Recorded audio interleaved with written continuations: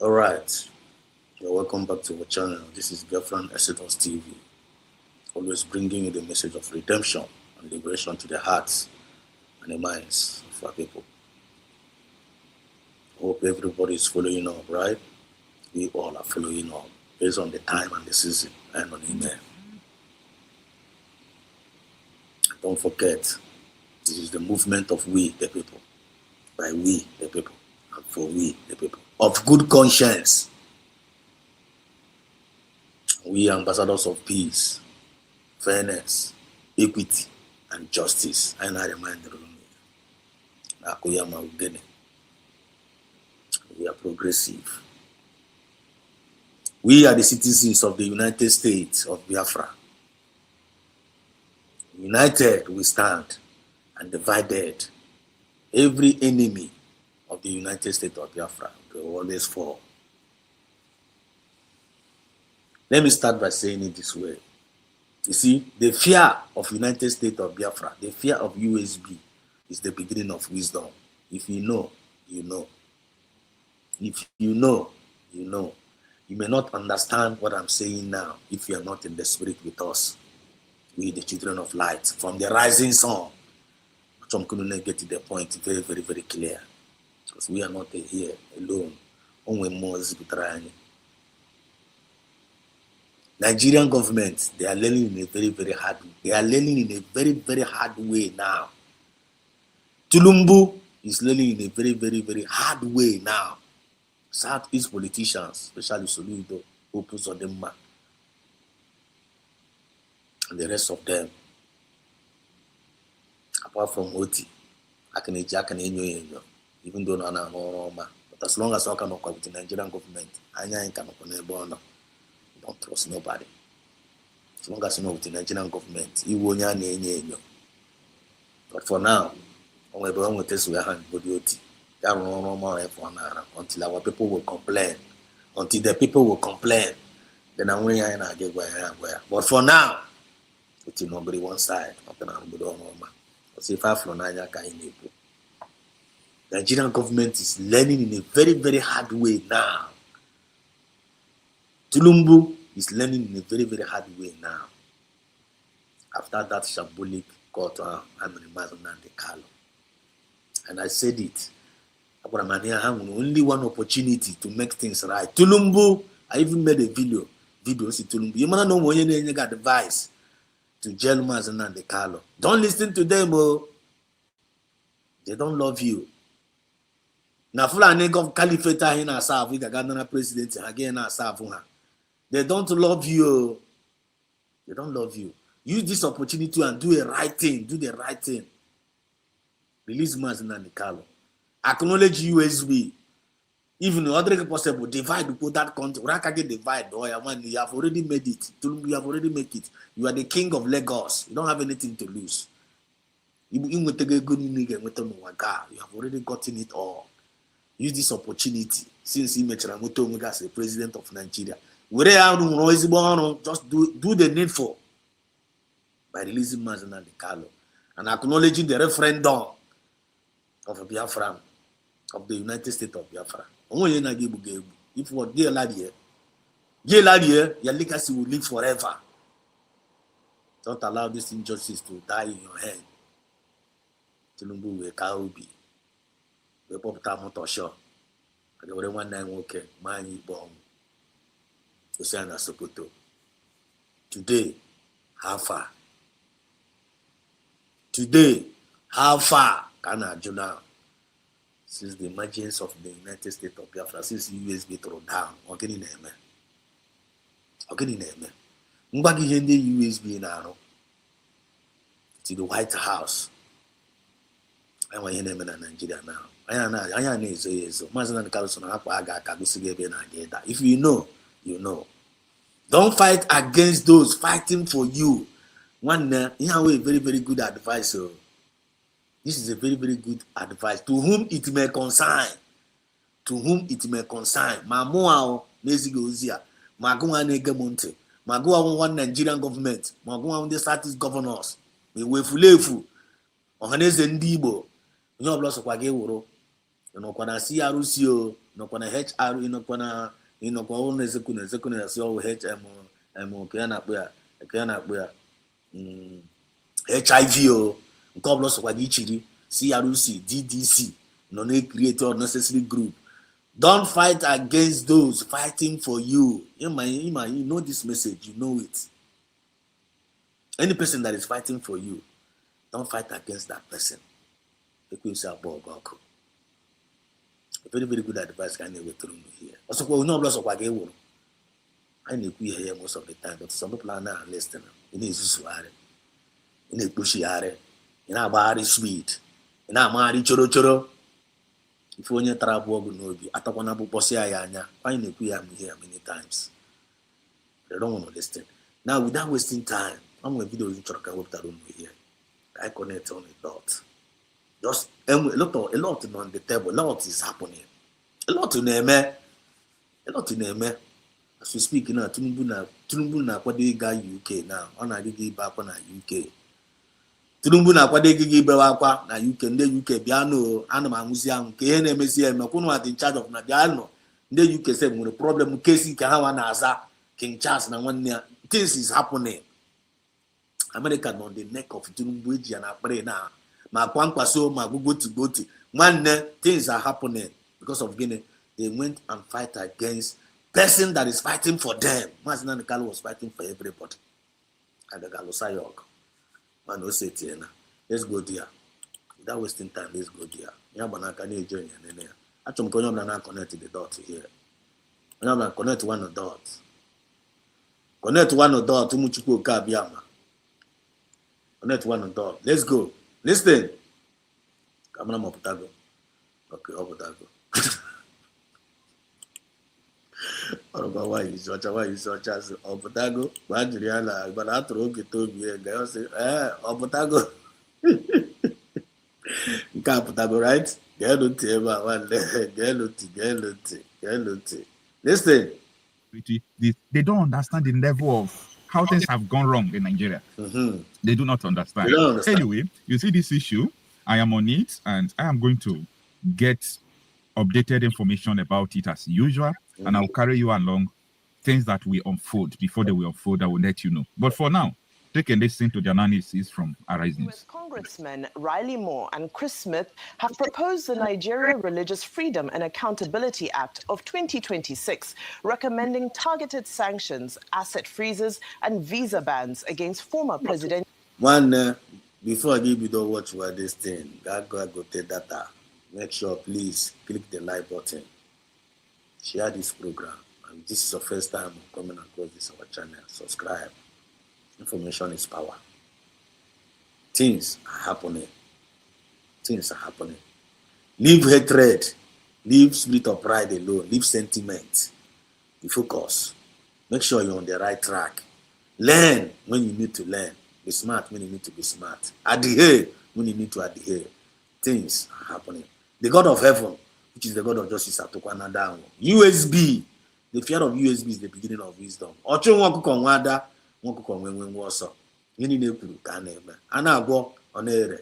continue to listen. Presidential candidate Rabiu Musa Kwankwaso, the Mieti Allah Cattle Breeders Association, Mieti Allah Kautal Hore, and what they describe as Fulani ethnic nomad militia. YouTube Premium is ad-free YouTube. And listen. Alleges that the named individuals and groups are responsible for severe religious freedom violations. Shared by Moore on X earlier today, the document outlines statistics and historical accounts of attacks. One, all the whole sponsors about what going on, USB at Pakitaga Hong Kong, USB Congress, names Kwankwaso, Fulani ethnic militia, and others as the terrorist. America Giana Akbere. I got no lend them furnish America with the right necessary information so you need now on the Nigeria or USB government. Apa Dr. Bezos was about to be letter. Over letter the other day everywhere internet in Uncle. Aqua sample come with Taruno. Aqua sample, Dr. Bezos with Taruno. Eligan with your bad uncle. Also, they never saw me coming. They never saw her coming. That is the reason why they didn't want us to declare Biafra in Finland. And about billions of dollars in that spend to stop that declaration. You go believe her. But they wasted all those money and still yet did not get any result. Kita no get na yara na side in care. Umechalaza my prime minister still yet no show. No, name them. Name them. Because the arrival of the United States of Biafran government is the end product of every agitation. Don't play. Now, ọchụ nwa ọkụkọ nwada nwa ọkụkọ nwe gịnị nwe nwa ọsọ ọ gịnị na-eme na Nigeria na today nwanne ọkụ dị over ụmụnne geenụ ntị. Attacks on Christians and on Muslims who advocate religious tolerance. It cites a lack of prosecutions or convictions of jihadist actors, characterizes this as a failure of the Nigerian government, and calls for coordinated support from France, the UK, and Hungary. This is the failure of Nigerian government. Arise use it and our report is the truth. And our report is eziokwu na ike to ashe aguna ha. Ike to ashe aguna. Ike to ashe aguna one. Let Nigeria arise use before and say this is the failure of their own government. Before they had the possible because the fear of USB, the beginning of wisdom. One when you have the association we are talking now, American on the neck, the way USA, the way USB, one and one go. The report also urges investigation into cases where non-Muslims are allegedly subjected to Sharia or blasphemy laws and makes reference to victims including. Really, and more. Today, I am proud to introduce the Nigerian Religious Freedom and Accountability Act 2026 with Rev. Chris Smith. The U.S. is a Christian nation. As such, we must stand with the persecuted Christians around the world. Our legislation will build upon the momentum of President Trump designated Nigeria in a country of a particular concern and the recent USB Nigeria Security Framework Agreement. Hope you guys are following now. And America gonna get order. Saga me pay file case of Tulumbu because of drug case here in America since 1983 or 1993. Oh no, that one no one day. That one no one now. And the Nigerian government now boys go to the FBI because come on that because and with him too much money. Oh, mama go la mama and then America and I actually him but hand on their neck. And it's a good one to Lumbu in America. Gaga was in a place to Lumbu. Since I place or getting name or getting name in Nigeria. America got double put their punishment now Chahonko and troop on the soil of Nigeria now in all angle when they do no escape. Arising news now report about Ezoku because all the Ezoku get now. And we can say it's a boss on her. Including Rhoda Jatao and Deborah Yakubu. Now let's take a look at some tweets coming from the United States X space. Sean Nelson said the powerhouse team of Rep. Chris Smith and Rep. Riley Moore today introduced a new bill on religious freedom in Nigeria, increasing accountability measures, including recommendations for sanctions against Fulani militia and former Kano State Governor Kwankwaso, who introduced Sharia criminal law there. What we do know is that the first governor to introduce and implement Sharia law was Governor. Now, top Nigerian Fulani politicians now he cannot even to mention their name for criminality. To mention their name for corruption. Because these people are Fulani caliphate. Now, Anna drag is here now. Power pass power have to go down. Governor Ahmed Sani Yerima of Zamfara State in January of 2000, with other states following after that.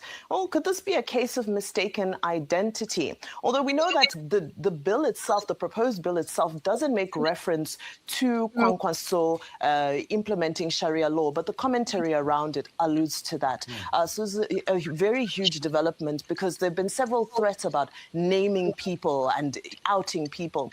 And before I continue this video, I can drop all this message. The purpose which we have that this video, I can drop all the main hit points at the middle of this message. When you went Yano, A phone message today got free. And while you are watching this, make sure you watch the road issue. You're not wasting your time. You know, if they watching on this channel live, it's not a waste of time. You cannot get the privilege. They were part of this particular channel. I'm keeping a and I imagine us in the video, but talking about this share. Because I have the main message in the web message. Getting into this message goes to you, mediocres. The mediocres in this Biafra movement.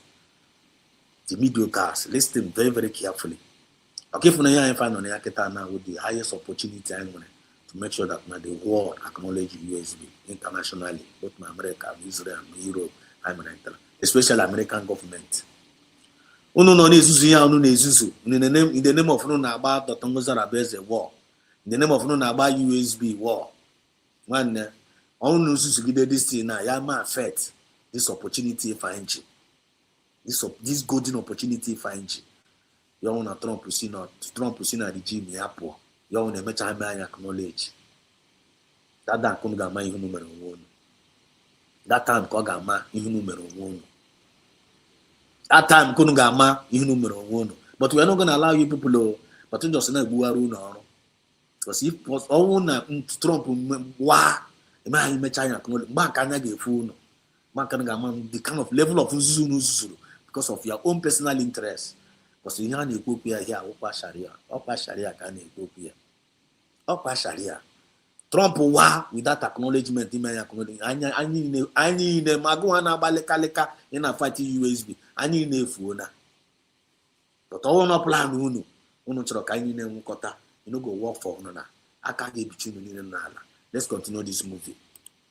Continue to listen. And I think, I'm not sure whether people would be surprised that the first name on that list would belong to Senator Rabiu Musa Kwankwaso. Dr. Abati, I'll come to you. Oh, okay. Well, I mean, you know, the United States. Because Mendes Sharia Agabia, go you can say, I am not with the Modio, I am not the USB, I am not a beg ishi, Okoko, a beg ishi. I know here, I did beg ishi, where she give me press release. You can never say, I'm not with Mazin and Dicalo, I am not in support of Saminepa, I am in this a beg ishi. I did beg ishi. Everyone actually my hair. Instead of get team up together, we know formally in line with United States of Biafra. Because that's what you are in and final to Kitana. USB can meet here. I can see CRC. You will see RC when they get you represent, I get you acknowledge. HIV and group one and do you have any document I get you acknowledge as international? Nothing. You put on an easy on form group against the USB government. Very, very smart. I get big issue. All cook Sharia can happen in your Zuzu. Then they fall in line with USB. Can we find out? So no sense in the Munacho in here.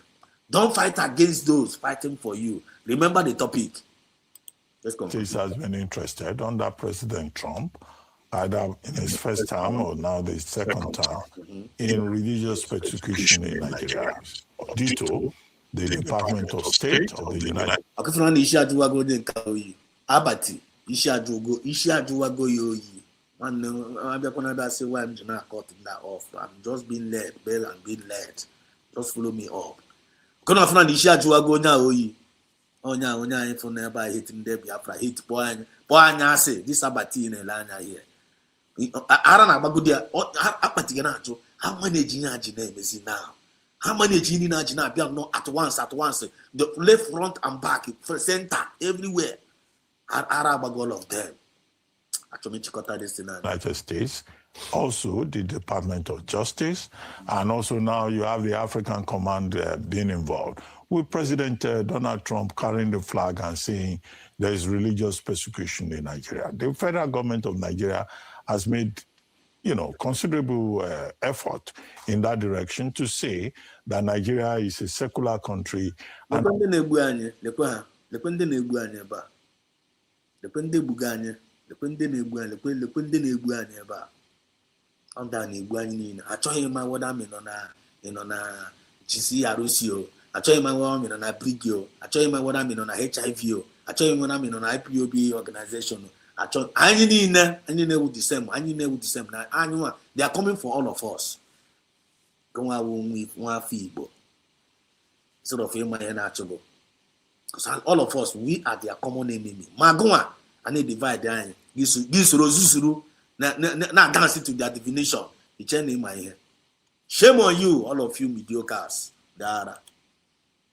And whereas there is insecurity in the country, there's no such thing as religious persecution. So that's the background. And now, over the years, Nigerians have been saying, name the persons. Before now, there was an attempt, I think, by the United States and also the United Arab Emirates to say that there are certain Nigerians in government and out of government who are funding terrorism. I think also under the Jonathan administration, there was some debate about the admittance at a senior level that, in fact, there were saboteurs inside the government. Now we have reached an interesting point whereby the United States House of Reps, Representative Chris Smith, I think he's 73 years old, the two oldest persons in the House of Reps in the U.S. You know, he's been there since 1978, representing the 14th District of New Jersey. And then you have Congressman Riley Moore, also now, you know, proposing a bill, and they are now saying that one, the United States Congress should declare the Katauri, you know, Mieti ala Katauhuri, you know, should declare it a terrorist organization, and also Mieti ala Kwankwanso, you know, flag bearer in the last general elections of the NMPP. The bottom line, the names of the sponsors are going to go down, and they have been trying to protect all these sponsors all these years. Why would you name it now this time around? Why would you name it now? Because now when the good governance meet good governance, when the result will appear. American President Kita now represent the good governance, and USB Governing Council, our cabinet, Dr. Ngozi Arabeze, Her Excellency, Dr. Ngozi Arabeze, she's doing a very, very marvelous work in the White House. They provide every necessary information, and they are working with our information. When I'm and then USB now is even saving the whole Nigerian. So, according for ya, USB saving USB on our pass. USB on our pass. That USB you people are hating. United States of Biafra government, you people are fighting against. Are the one even fighting to deliver Nigeria from the hands of these terrorists. They are the one fighting to deliver Nigeria in the hands of these terrorists, giving American government rifle information to deal with the terrorists coming to hurt you all. But do not fight against them. Don't fight against those that are fighting for you. That is a very, very wonderful advice. Bringing it from this channel, Biafra Nesedos TV, to the world, to the nations, to everybody. USB to the world. Don't fight against USB. The fear of USB is going to be your beginning of your wisdom. The fear of USB is beginning of your wisdom. Get no touch on Kanga post more, because at least you know what to go the cocoa.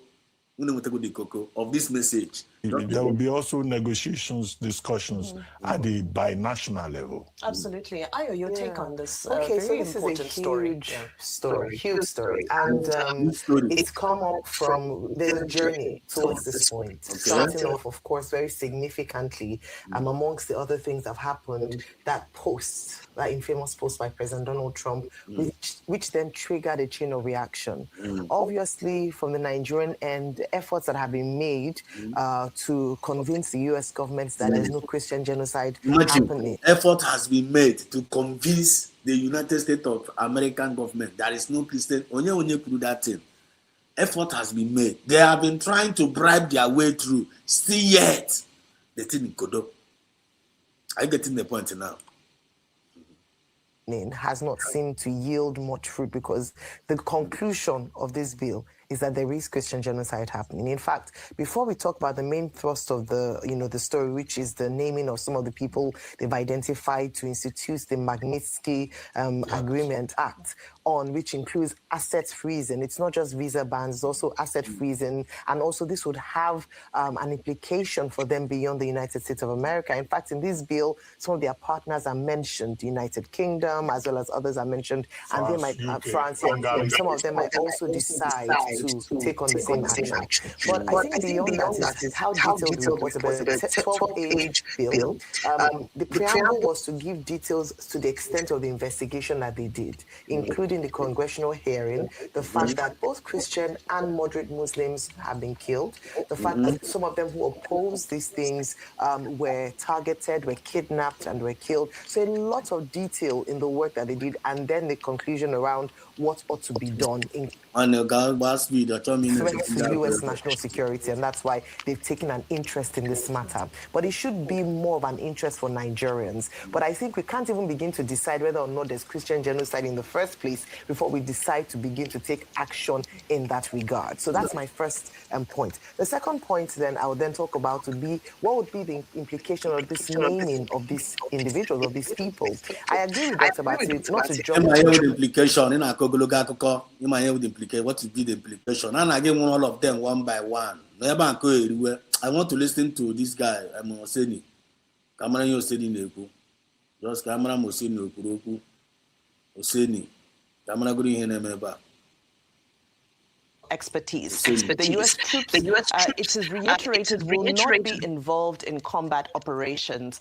This is according to... Wait, same lyrics, two totally different songs made with Murica V8.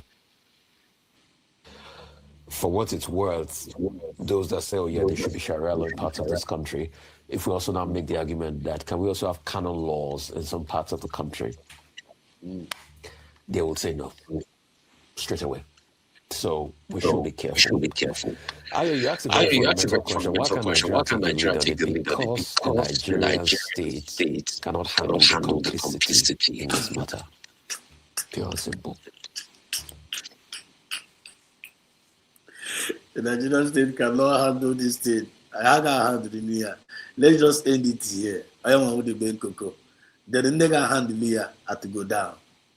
The God of justice, the God of heaven, which is the God of justice, I am going to handle here. And don't get used to, or you know you're going to handle here, get now, you SBI on Porase. United States of Biafra government on Porase. Is the one God wants to use to deliver the innocent ones from that Nigeria. Because Nigeria has been marked out for destruction. And the Rufai just confirmed it here now that the Nigerian government, they cannot handle this thing. Okay, for Ezioku. And I buy it. I can handle it. I can never need to swear English. If I name and name destruction, I need to meet in Nigeria bit by bit. You're not going to escape it. But I'm going to get hot when you're not fighting for them. Don't fight against those that are fighting for you. Or a very, very stupid move. When you get a message here, we're talking about share button. We share here. Information is power. I'm very, very sorry now for giving everybody a little bit darker. But it's worth watching. Quarterly. You get a message here when you get regretting it here. When they share the program, and they share the way with you. I love you all from the depth of my heart. And may God bless us all. Hope to come across your way some other time. BE TV for you.